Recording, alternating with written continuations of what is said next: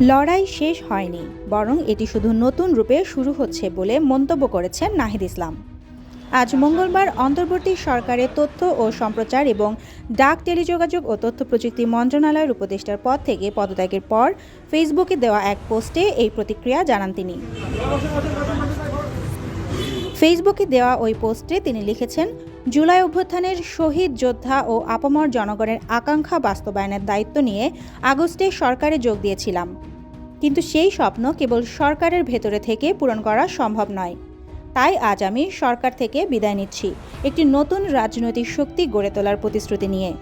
লড়াই শেষ হয়নি, এটি শুধু নতুন রূপে শুরু হচ্ছে।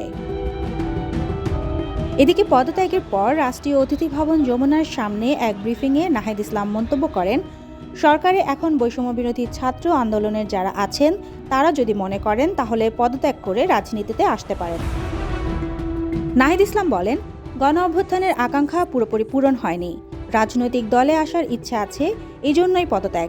আশা করি অন্তর্বর্তী সরকার জনগণের আকাঙ্ক্ষা পূরণে কাজ করবে।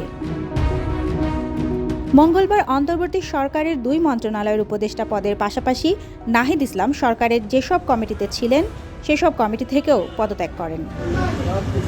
Desk report, Deshkal news.